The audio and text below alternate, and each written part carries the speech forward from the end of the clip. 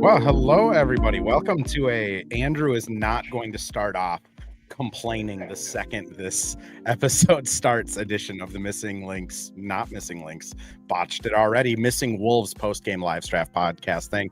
And we have Tom Schreier on the podcast, my boss, whose name I pronounce wrong. I would say the over-under, speaking of Kaleshi, anyone who was listening to K-Fan earlier today, I would say I pronounce it wrong, an over-under of 3 times a day. Tom, how's it going, man?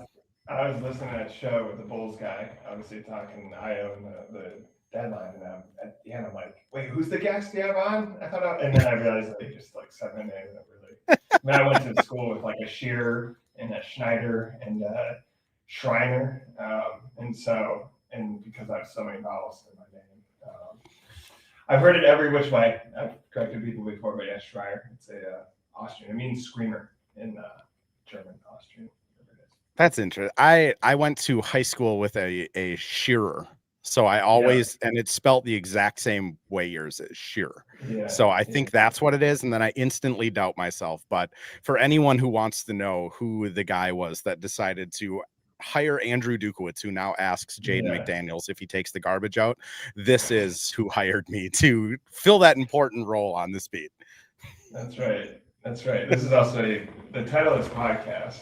Very apropos for the game we watched when called Missing Wolves. Well, and that's, you dipped out a little bit before the game ended to get home and set up for recording, but Chris Finch in his post-game comments, when we asked like what happened, he gave an answer talking about the offense isn't clicking and said like we don't have a great spirit about us right now. We asked him a follow-up of like, what does that mean? And he's just like, well, our offense doesn't have a lot of structure to it. We're not doing pass actions. We're not really getting into our stuff. And we asked another question on that, and he's like, what's hard is you don't have a lot of practices to go in and do these drills that kind of rehammer that stuff home. I mean, Tom, I guess I'll just throw it over to you. Like, what do you feel like is going on with this offense now? Because it's been pretty rough. Yeah, so obviously we're watching this together and kind of breaking it down in real time, right? And we're saying like there is effort on defense, right? And that was the issue that Gobert addressed in the previous game. We've seen defensive lapses when they get an early lead, and it's frustrating given they show us like we can beat these teams handily, right? And we were talking about obviously before they traded Dillingham, like you beat these teams handily, you don't feel like a 2:00 game before the Super Bowl matters. It does because of the standings and stuff like that. And so you would add time to work on Dillingham, obviously like Baron J, like some of these young guys who they want to work in, and instead I guess in this case, they showed us like, hey, we can make an effort on defense. And I don't know if they were flustered by the defensive effort for the Clippers. We were like, why are the Clippers? Like, why didn't they dismantle their team? They feel like a rusted car, or something like that. Or okay, just take it apart and sell it, sell the wheels or whatever. But like, they showed that. I mean, I think it's a little bit. These guys all think I can shoot out of trouble, right? I mean, that was kind of my first thought of like, listen, they like kind of bring the ball up, have one pass. We see Anthony Edwards, this was a dunk, right? But the dunk over Lopez where he drives, and it looks like something out of a video game, right? Just like peak athleticism.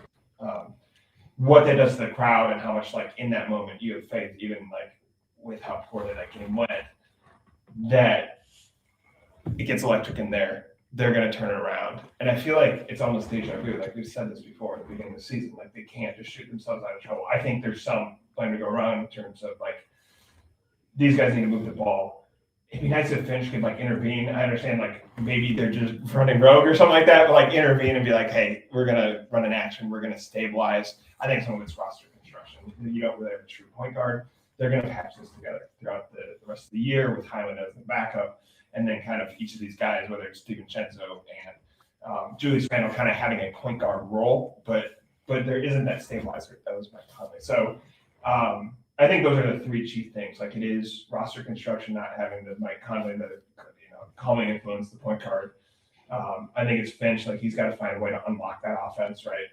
Intervene, step in, so that you don't have a second quarter like that completely unwinds. And then from the player perspective, like it's great that Nasri, we know he hits a three, and people get excited. Anthony Edwards, the intent is there. Sometimes it's like I wish the instinct was more.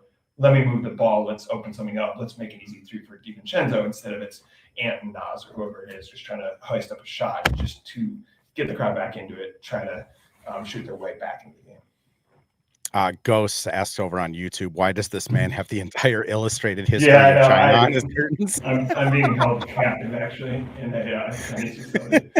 It's better than watching the whole scene. But I kind of like I agree with you, and I feel like almost sometimes this team has too much talent. Like you mentioned Nas, you mentioned Ant, you mentioned Jaden, you mentioned Julius. Like there's so much offensive talent there that I think at times, not so much Jaden, but like whether it's Ant, whether it's Julius, whether it's like Dante, whether it's Bones, like they feel like they can shoot themselves out of any situation. Or like Ant post game, I think people who have followed Ant's career enough, it's kind of always like, post game he comes out there and he's like, yeah, I just missed shots. And then 2 days later when we talk to him, he's like, yeah, I need to do this or this better and this better. And I think a lot of times like their in real time reaction is, if I just hit that shot, we're only down 10. And then the next time down, they do a similar, like even if Finch draws up a play or calls a play, it's Ant gets that sliver of space and then that shot clangs off and it's like, if I just missed that shot, we're only down 12. And then the next play, it's kind of a similar thing. And then, everyone's played pickup basketball, right? Like when you're playing with a guy when you're playing with a guy or guys that don't really move the ball a whole lot, when you get your chance, you're not going to move it. You're going to take that chance. So then I think that.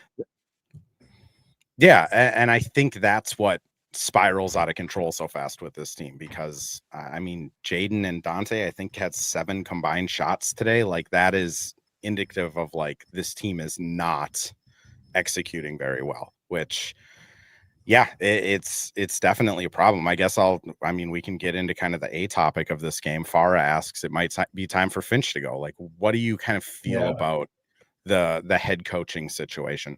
Cole also says the fans will ... I'm assuming riot, but we don't need that. It's Super Bowl tonight. Have fun, everybody. Yeah, well, I was going to say I'm at an undisclosed location. Hopefully it's not against the media who covers it. But I think here's the thing. It is great that they have set expectations, and people aren't satisfied with Western Conference Finals, and that seems insane given like where the Bulls were kind of pre-Finch, right? And that is fair. Like the goal is to build a championship team, and I think especially in basketball, it's become different because there just are more competitive teams than there used to be. But you can build a contender. What Presti did, right, with Oklahoma City, and I just didn't get it forever, right? I was like, what are they doing? Same thing really with Boston. If you look at kind of pre-Tatum, right, you're like, what is the plan here? And it just kind of built the right assets and built these, contending teams, right? And so I understand why people will riot. And I think, honestly, in an honest moment, Finch would say, like, I understand that, like, the pressure's on, there's expectations. This is no longer just happy to watch a winning team. And honestly, for spurts of this season, think about this. I just pulled this up because I had to remind myself. The Wolves, prior to losing 3 or 4, had beaten Golden State. That's the previous dynasty. Dallas, the team that eliminated them, right? Oklahoma City, the team that eliminated them. Memphis, the team that, kind of stole that first series, right? And then you have the Memphis loss, and all of a sudden kind of they're tumbling down the stairs again. And I think in terms of Finch's responsibility, here's my thought and belief on Finch. I think he understands people really well, how to connect to people, how to drive them, how to coach. Like he understands you can coach Anthony Edwards hard, and there's nothing wrong with that. And he actually received that really well. He can develop guys well. You look at, I know some of this started a little bit for him, but like Nas, McDaniels, Baron J. now, the Wolves never did that. You have to do that in Minnesota. You're not going to recruit. By the way, I would say you recruit to like 3 spots. It's like New York, Miami, and LA, right? Yep. Anyone else, even like Chicago, has trouble with that. So, he's really developed. Well, where I think he needs to improve, and it goes back to that Memphis series, honestly, is like, when do I step in? I think he wants to be like, the system works as long as these guys move the ball, they understand how to play basketball. I'm going to play to their best instincts. These are the best players in the world. There is chemistry now because you had the continuity, right? The loss in continuity was really kind of lost Mike Conley from last year. You know what I mean? He's physically going to be back, but he was physically with the team, but he dropped off. Otherwise, you have that continuity and he trusts in that. This has always been the chief criticism with Chris Finch.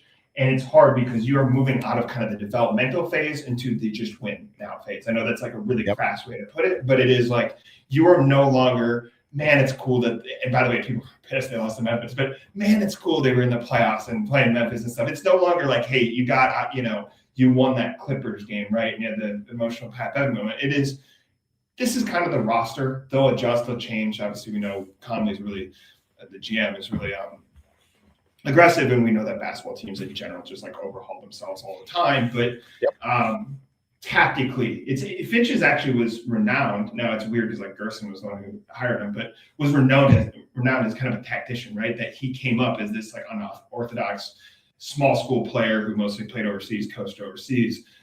That he and kind of Nick Nurse and some of these other guys, right, really learned how to kind of manipulate basketball. He needs to exert that like as much as possible. Like that's where. And I'm not solely blaming this game on Finch, but that is where in that second quarter, at times, man, I know they had the weird break, right? You know, we're sitting there like watching the replay. But like up until that replay, I was like, yeah, they kind of have the momentum. He needs to figure out kind of that mechanism. And I think it's actually, he's the number one most responsible for that. I think the next step actually for Anthony Edwards is Anthony Edwards knows how to insert octane into the tank, right? That dunk is such a like, it doesn't seem real. You know what I mean? Like, you know, he can do it, and you've seen, but the next is actually kind of working in concert with Finch is like Edwards, who again, did not come up as a point guard. I always remind people he's actually more kind of like Berenger or whatever, where he's this converted football player, right? Who like kind of learned basketball in the NBA, right? And obviously was really well coached in Georgia, but that was for like a year, right? So, I think, so in my mind, like that is the next kind of step for him. And that's just a really hard, like, that's not, I think of like kind of Ricky Rubio was early on. I remember him like kind of holding him, like showing like he should have done this or that, like in his year. And that was Mike Conley, I think is the biggest influence he's going to have on him is just kind of this, like, here's how you take control of the game. This is when you need to slow it down, speed it up. This is how you kind of activate this player. You're teaching a guy who's not really a traditional point guard how to essentially be a point guard and some of those skills. But as of right now, and honestly, this is going to be for a while, this is Finch's responsibility is really kind of take over and use those levers. And I in the fire Finch camp, I'm not. I also will tell people like that is going to be more of, this is not a fun way to think about this, but this is like the GM is allowed to fire a coach, basically. This is any GM. It's not Tim Conley. This isn't the Wolves organization. This is just except for the Vikings. They fire the GM first. I know, and then the coaches basically become the GM. But you know, typically that is how that works, and it really is that GM hits that button almost out of desperation because all of a sudden they realize this is not me. Like did I construct the roster well? All of a sudden there's more focus on like what did you use that draft capital for? Was the Gobert trade enough? Like obviously he raised the floor, but did you hit a ceiling? You know, kind of with him and that roster construction. So I think it's gonna be less of like this punishing thing, right? That like they just get frustrated with him in a certain instance and move him. I think it's more like obviously they lose in the first round.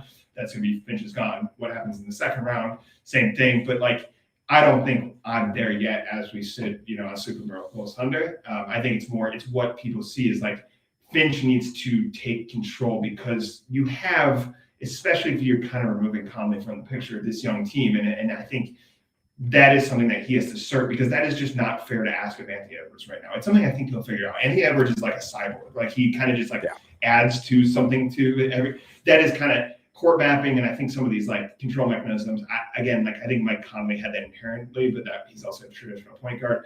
I think that's something that guys go their whole career without figuring out. So that's where I place the blame on Finch. And that's kind of where I continue to is just these like, when do you intervene, knowing when to step in, timeout, I have the solution. We're getting this back on rails. We're not going to lose to the Clippers, you know, in this game that really the Wolves are a much more talented team and should beat them.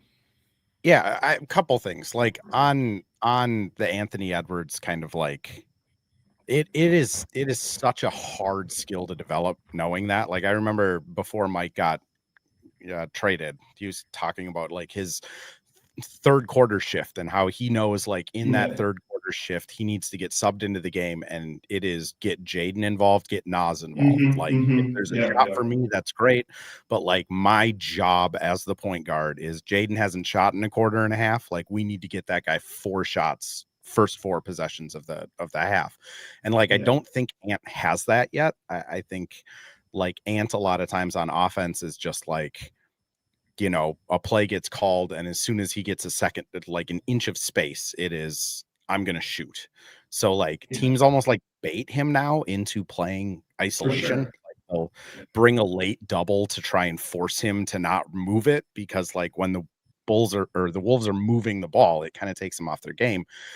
I'd also say like on Finch, I completely agree. I think he is an excellent manager of like people, which like you look at coaches that have had super long tenures, like Greg Popovich is I'm going to be honest. Like I watched almost every Spurs. I watched probably 90% of the Spurs games from like 2003 to like 2012. Like Greg Popovich was never like the mastermind of this offense. It was always like a Kenny Atkinson or the gentleman that got fired in Milwaukee that I'm blanking on his name.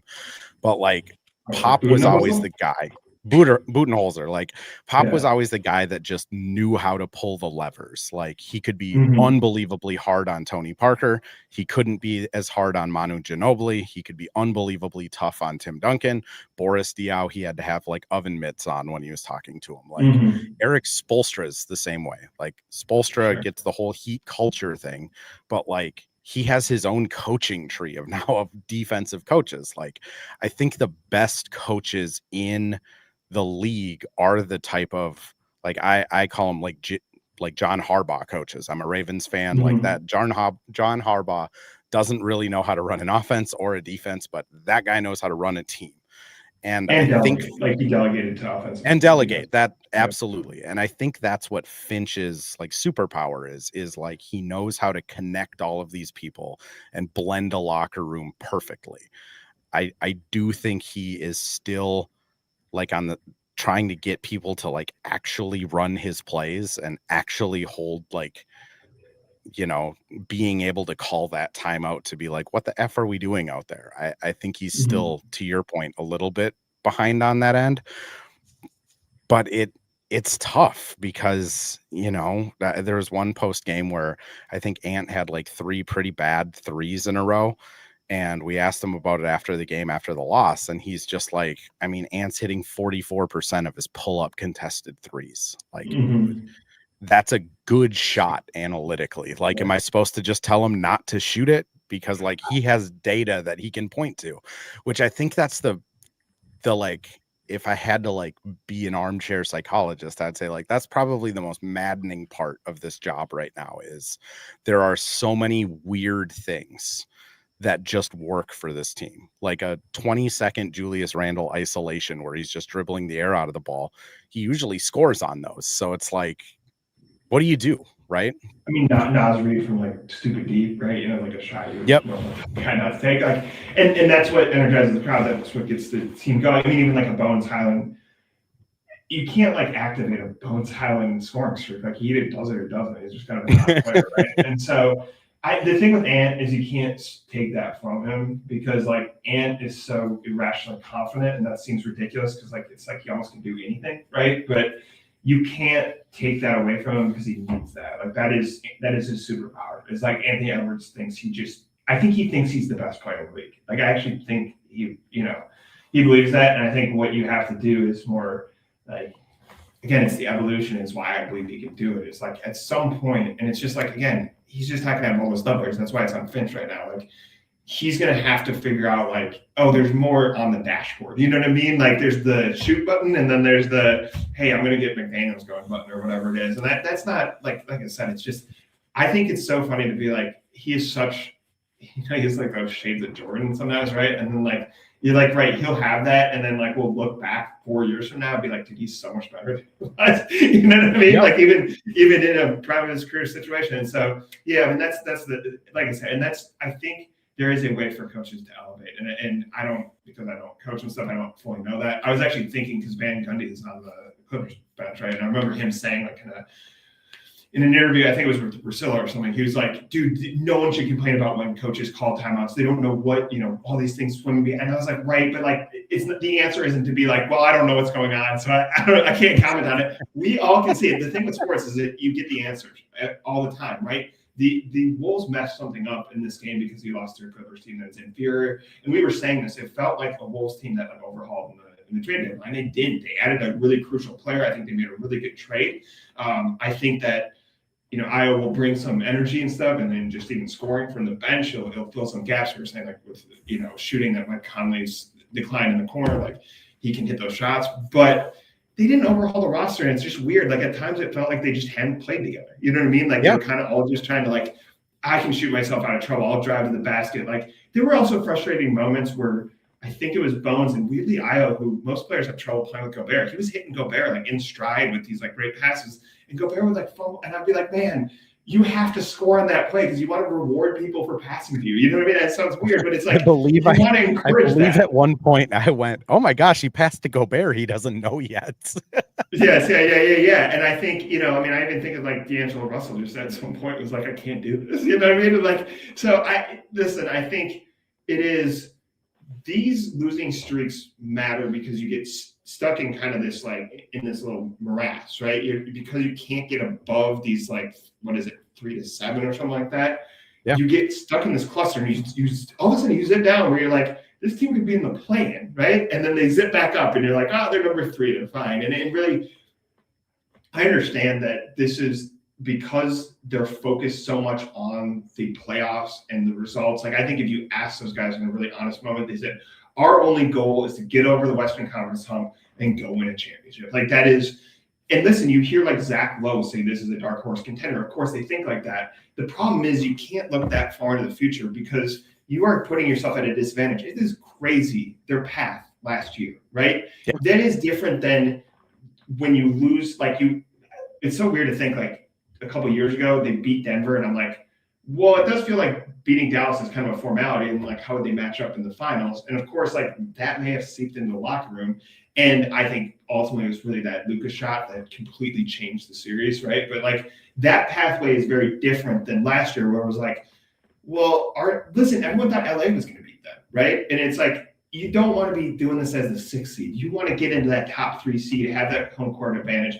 People don't realize outside of Minnesota, like, it is, the fans here do, like, kind of propel that team. Like, it is a loud arena. It's an underserved basketball market, or at least was for a long time. And yet, at the same time, and this is entirely fair, they will come down on you. This is not just Minnesota nice. This isn't, hey, we're happy, like, this team generally wins. It is, they will, as they should. People will get on you and be like, what the hell is this product that I paid for on Super Bowl Sunday, right? And so I think, they need to get up, they need to have corrections. I will point this out. I think Phil Ford wrote this on our site. Like, they had a similar record at the same time last year, I think. They're in fact 2 games better than this time last year. I'll just add, I'm going to throw us over to a break here really quick, but what I'll just add first to kind of close that is just, like, it is one of those things where it's just, like, I agree. Like, watching them today, it looked like new players trying to figure it out. I just went back through all of January and the beginning of February. The only practice they had through that entire time, like actual practice, not shoot around before a game, not off day, guys came in for their workout. The only practice they had was Friday, January 23rd. From the new year to now, they have had a practice. So, like, I think this team needs that all-star break bad. I think Finch needs this all-star break bad to kind of, like, get some things back in place. But, like, it's hard, man. Like, when it's just day after day after day after day, it's tough. When we come back from break, though, there's a couple comments just asking about, like, Johan. I think Whale, Ben King asked, like, does anyone ever ask about why Johan doesn't play? I'd love to get into that a little bit. There's a couple other people that commented about just, like, the lack of lack of actually using the depth on this team. And then Truckin asks about, Finch, if he's losing the locker room. I think we'll get to all that after the break, though. But, ads. We got to run ads. If I don't run ads, I get in trouble. Well, hello. Thank you, Livestream Andrew. This is Ad Read Andrew. And today we have Firehawk Construction and Remodeling, the presenting sponsor for the Missing Links podcast. Firehawk Construction and Remodeling strives to inspire people to follow their ideas, working with respect and understanding to create a quality, tailored result. Firehawk Construction and Remodeling, located in Blaine and serving in the North Metro area, is here to help you with your building and remodeling needs. I can say personally, thanks to Firehawk Construction and Remodeling, I have a beautiful deck in my backyard and countless projects that I started, they finished. Get started on your new deck or remodel today by calling Isaac at 763-710-5686. And we're back with another ad read. This time for Pence Homes, the presenting sponsor of Hitting the Hardwood Network.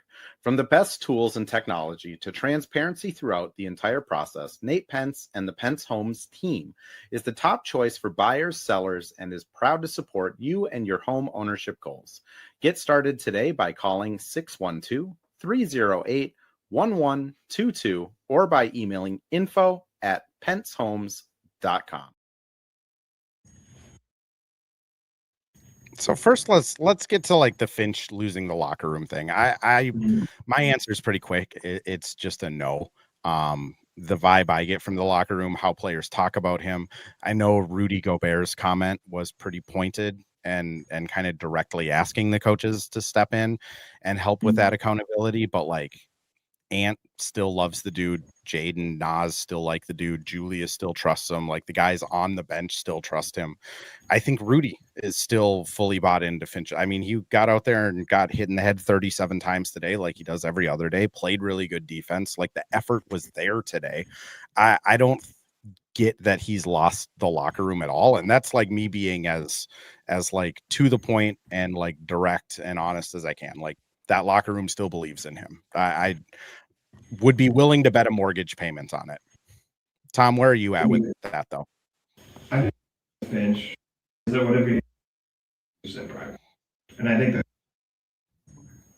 formula he's not from okay, or even is something that you couldn't answers that he gives. Right? We all watch the game. You can come up with a lot of right, bad shooting, one pass, like where were the timeouts in the second quarter, whatever your criticism is, right?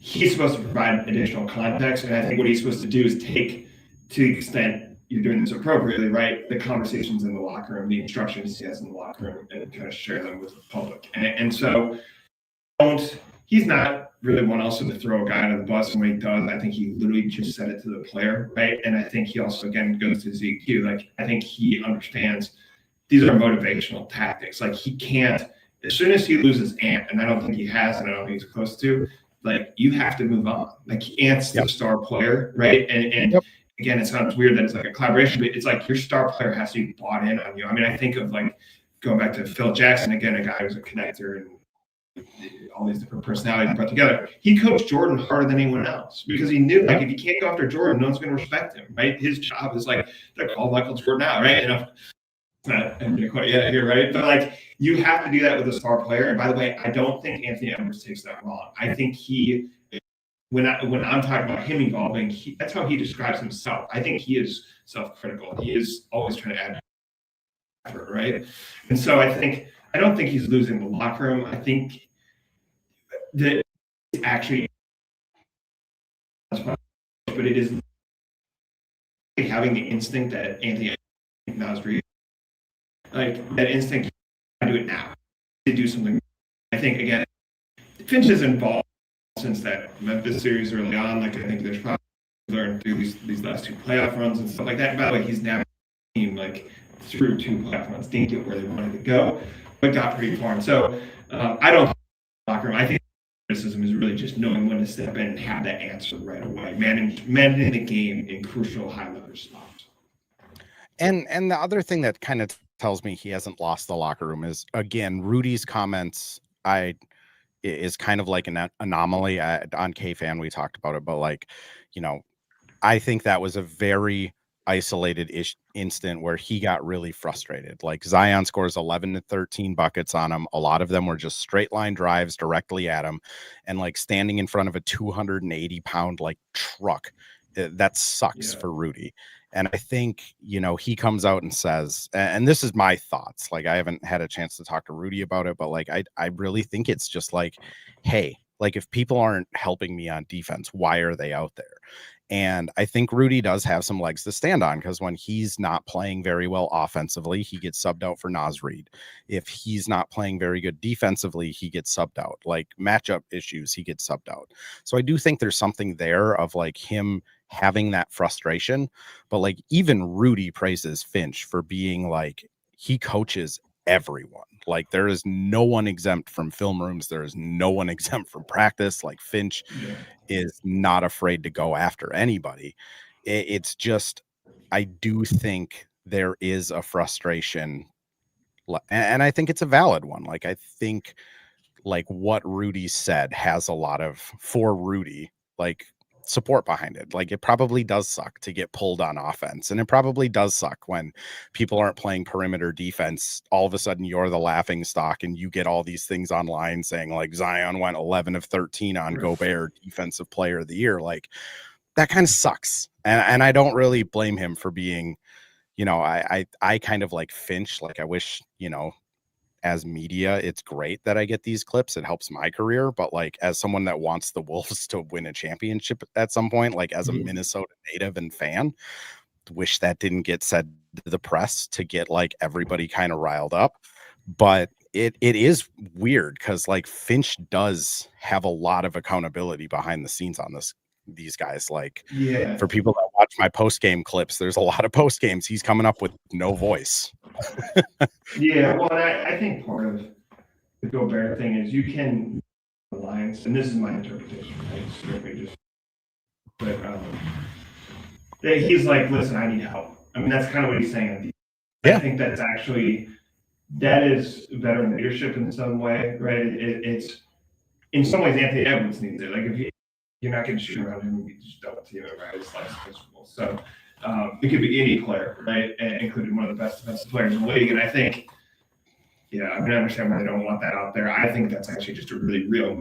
I think it's just a reminder, like, Gobert do more, sure. I mean, you're supposed to slow down Zion as the big, right, between him and the basket. But it's also a part of you need before you get to Gobert. And this is, we were talking about this before, the old wingspan model where, like, because everyone here is crazy, like we're measuring the wingspan of like D'Angelo Russell and Cat and Shane McDaniels and but the whole point of that was in Utah, it was we have all these scores. There's not much resistance until you get Gobert. Gobert gets humiliated in some spots just because literally there's like guys driving downhill at him, right?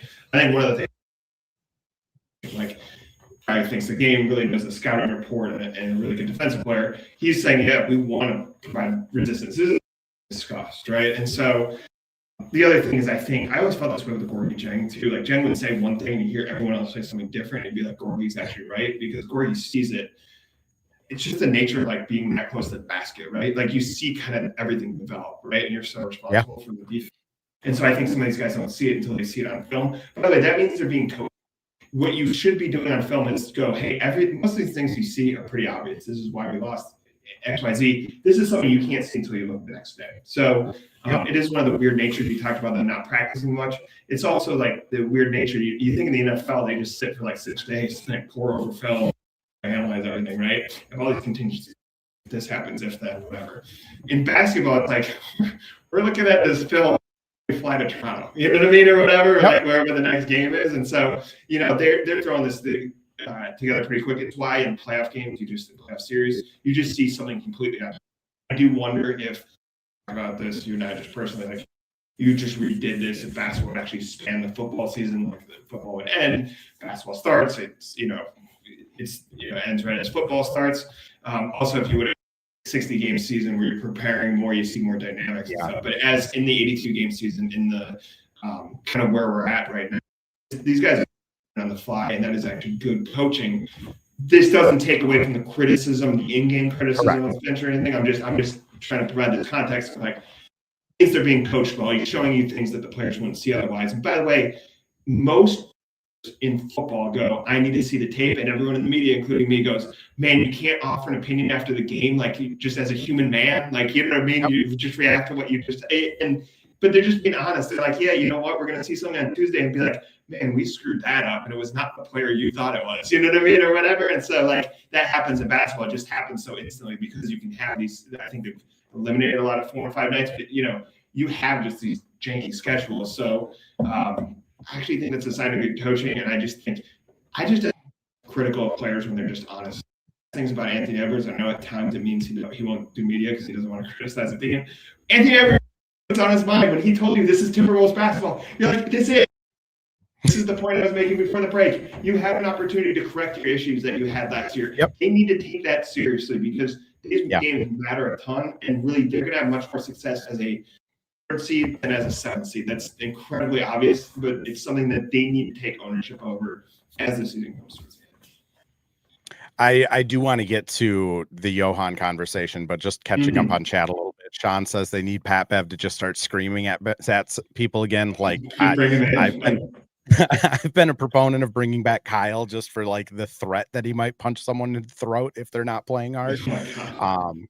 Godfrey adds, basketball is not brain surgery. Wolves have a roster full of low basketball IQ guys. I will agree with you that I think there's a lot of guys that aren't capable of like running an offense. I think like Randall as a point forward has like good basketball IQ, but like if there's a bunch of cutters and like stuff moving around him, I think he would struggle to read that, because like there is something to just having a guy that has played point guard since he was 7 years old on a roster. Like that's kind of what they're missing.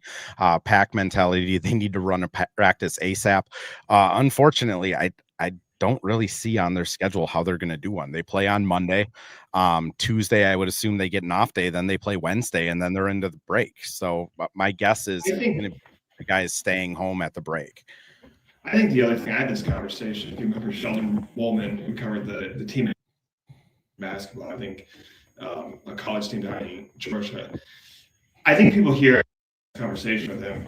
People here are used to Flip, right? Where like Flip almost was like a football coach. Like he literally plays, right? Like a book of plays. And I was talking to Sheldon about this. And I'm just using this example because he's someone who coaches and has knowledge I don't have. Like he's like, dude, that doesn't work. Like the offenses that work now are read and react. So to a Q point, like again, I think they're smart players. There's a huge step down from Mike Conley. Like Joe Ingles can only do.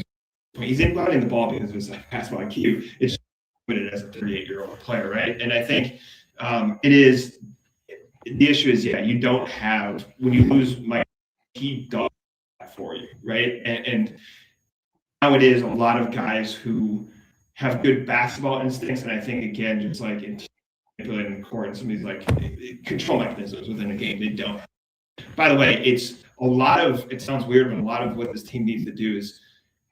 I know that sounds funny, but it's like you have to do enough that you're not going to blow it up, because that's how you create a Warrior Spurs. Whatever. These teams that like probably went through faults of their own. I was reminding people, like we see the highlights and the best parts of Golden State and Spurs and stuff. They went through growing pains at some point. Again, that's not promising the Bulls are going to become Golden State or the Spurs, but I think continuity matters. And like I said, I think it's more you are just figuring out like what does Io bring, right? And that gives you another score.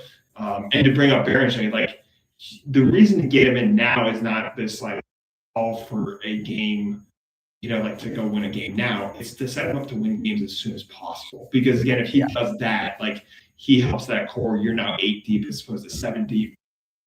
Clark being a half, right? Obviously, like Clark is a role player and kind of a guy, right? But like, but yeah, it's really just kind of surviving with what you have, because this is not optimized yet. I'm very curious kind of what this team looks like. You need to get to this point, right? But like what this team looks like as Randall and Gobert age, because I actually think the roster construction and stuff will change drastically. But you have to get to you know what I mean? Like with it's not gonna be this year, and it's not gonna be next. April, this team in April is going to look play style wise very different than where it looked in November. Like I do think once you can no longer like impact your stats or like your body of work for this season, Finch had talked about it last year of like at some point, like guys' individual agendas kind of fall off because like it is what it is. You'd have to score 82 points in a game to make it go up 1 point. Like once that happens and everyone's just kind of like, all right, now we'll start moving the ball and like really buying in. I do think they'll hit a different level of offense because there's just so much potential. Like there's so much talent. Well, I do want you to touch on the Johan piece more because I that is something that like fans bring up a lot of just like that guy needs to play. I mean, I have my own thoughts. I've shared them a few times. Like I think the language barrier is still getting better. But like the guy didn't know English until midway through his last year of basketball before he got drafted, and he learned his English from a bunch of Serbian dudes that have day jobs. So like how much English is that? And he's like so raw that I wonder if they're trying to almost do like the anti-Rob thing where they don't want to throw him in there before he's ready and have his confidence get shook. But what's kind of your take on why Johan is so in and out of the rotation? Yeah, I mean, it's one of the talks about if you blow teams out, you can just use them. Right? And I think he needs run. The big thing with Dillingham, and I don't want to compare him because I actually think confident will become a star player. Like with TJ Shannon, I was like, I kind of wanted more of him, but I was like, I'm more depth piece, right? Like a bench player. Like Dillingham, it was his role needs to be starting point guard because he has to take over for Conley. That didn't work, right? And then Baron a step above. It's like I'm very confident he'll be an impact player. It's how soon can you make him one, right? And I think the issue with Dillingham is I always felt like he just didn't understand how to.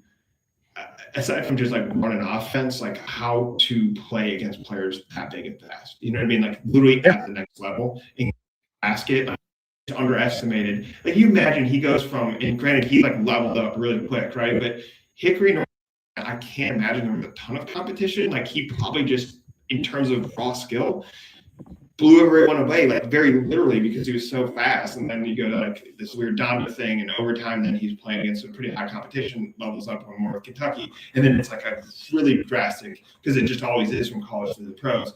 And he just didn't figure out, like there's times he just overestimated himself that he could get through the basket in a situation where you just can't do that in the end.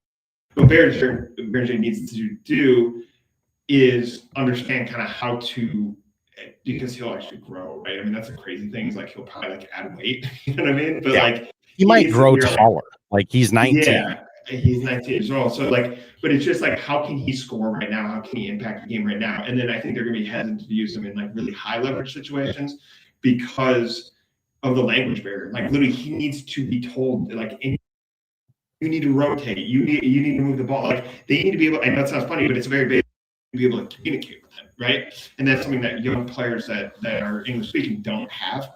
They don't have that barrier. So to me, it's just he needs this because they need him. I don't know how soon it's going to happen this year, but like, they need him as soon as possible to be a scoring threat off the bench because eventually he might be like a starter. I really just think he has so much raw ability.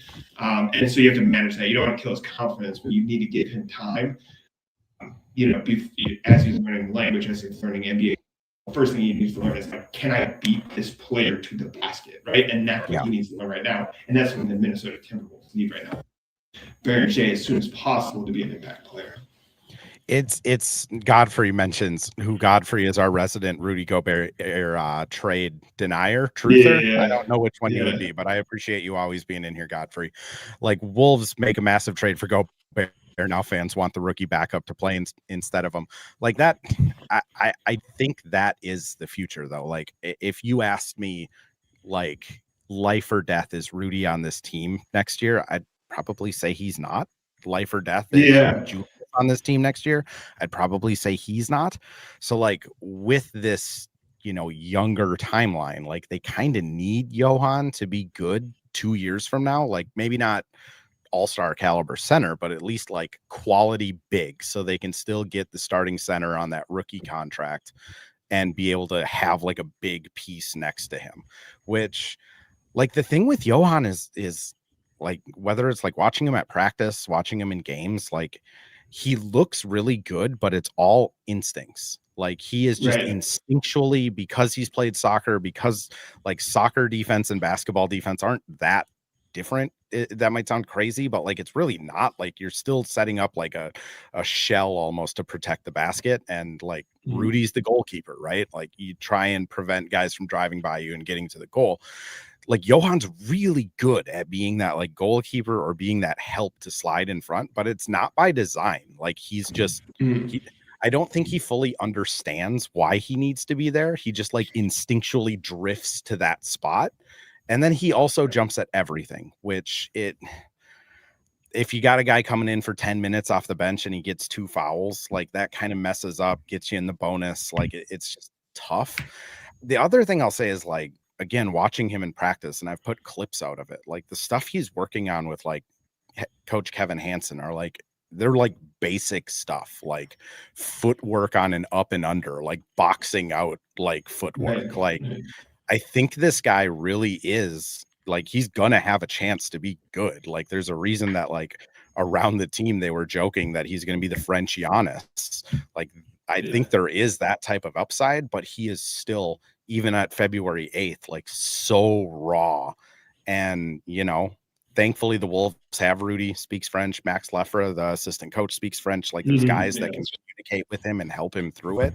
But like it is going to be, I wish he'd got more run too. Like I kind of how you let off, Tom, like what we were talking about was like, if the Wolves just won these games by 20, Johan would be playing 8 minutes a night in the fourth quarter, or maybe get second quarter minutes because they're up by 20. But like this team is so kind of like unpredictable that like you know, if you're worried at all that this game's going to go away, you kind of stick with Nas and Julius or Nas and Randall or the starters over putting Johan in, which again, we're talking about like, how can you spark that energy? Like Johan is just kind of an energy spark, don't you think? Yeah. And I think they're going to need that. I mean, that's why they got Io and stuff. And I think Ranger is going to be that step beyond, right? You know what I mean? Like, I think just he'll be able to enter a game and make a presence immediately. I think any coach would tell you, one of Finch's strengths is he brings in like someone like Kevin Hansen, right? He has a really good coaching staff around him. Yeah. Right? But the other thing is, I think coaches love stuff you can't coach. I know that sounds funny. You can't make a player taller, and you can only make them so much bigger, and you know, make them so much faster or whatever. And certainly the instincts. One of the best things like Edwards has is this instinct for the moment. I'm going to go do it right now and change the game, right? And that's like, that feels inherent to him. And so I think these guys would rather have it that way. We have to be molded, who we have to overcome a language barrier. He has to learn the NBA game. He has to learn basketball. They did this with Anthony Edwards before. I understand that was a little bit before Finch, but that was a lot of Finch. Even with Jaden McDaniels, like I have friends in Seattle who had to be like, dude, Jaden McDaniels is good. And they're like, no, he fouled all the time in Washington. You know what I mean? He's so skinny. I'm like, no, I need to watch him right now. He's really, really good. He still broods a little bit. He's still kind of a goofy dude. But like he changed. And so even Nas Reed, you look at how he changed his body, right? And like, you know, he's almost automatic. He literally just like walks in the game and hits a shot, right? So I think this is the player's success starts with he has raw tools no one else has, and you build from that. I think any coaching staff like that. It is kind of the Tim Connolly. It's funny because, you know, people in Denver kind of told me like Tim Connolly has a type. It is either just pure hooper, like this guy just might not know how to play basketball, but like you can tell he loves it, or it's like the but guys. Like TJ had kind of the legal issue, 5-year seniors. I should say legal issue, like he did get acquitted from everything. That he was represented himself at that, like but like there was questions about like the character side, and he's a 5-year senior.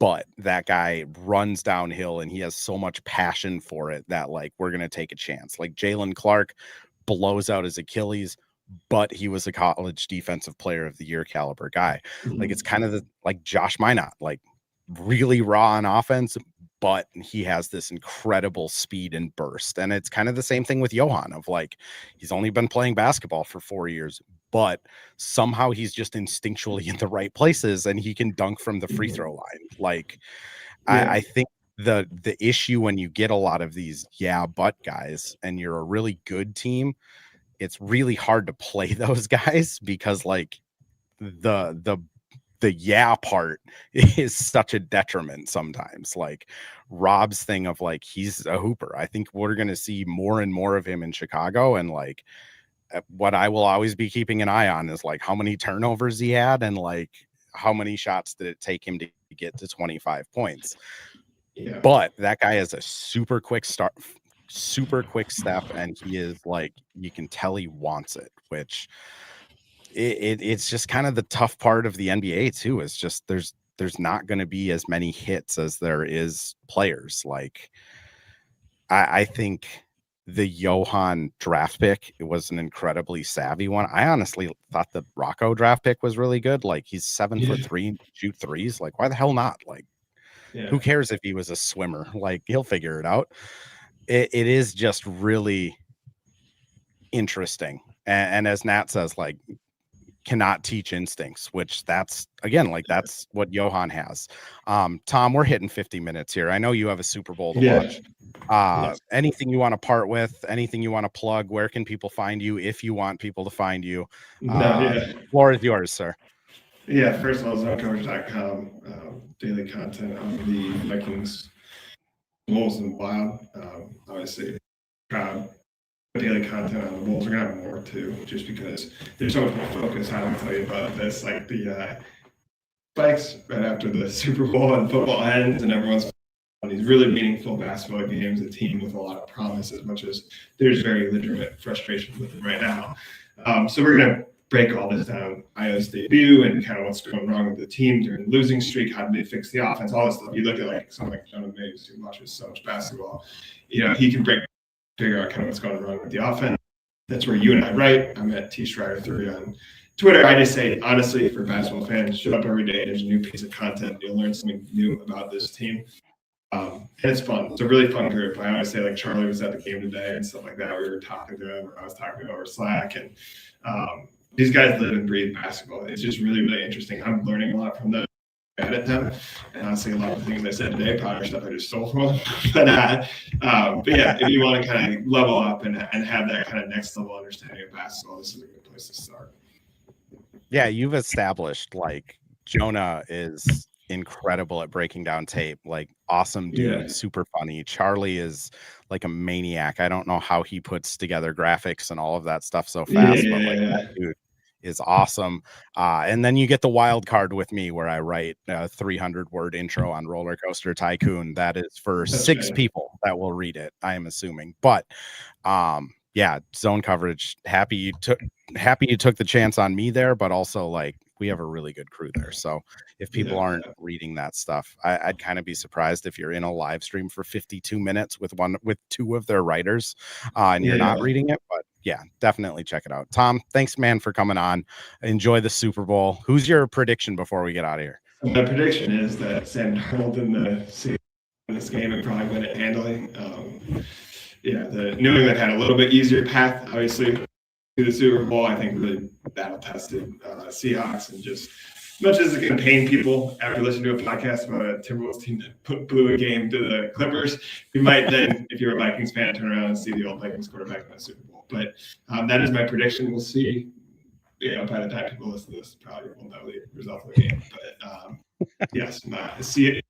Sam Darnold, Super Bowl champion. Awesome. For people that popped in here late, as soon as I hit end stream, it'll be up over on YouTube and live forever on X. If you can wait until tomorrow, that would be Monday morning. It does get released at 7 a.m. as a podcast, anywhere you get your podcasts. And we'll be back tomorrow, and hopefully it'll be a little bit less doom and gloom. The Wolves have this way of bouncing back. So again, hopefully it's not a repeat of this last game that was pretty tough to watch, but we'll be back after the Hawks game. Nikhil's home, everybody. Talk to you later.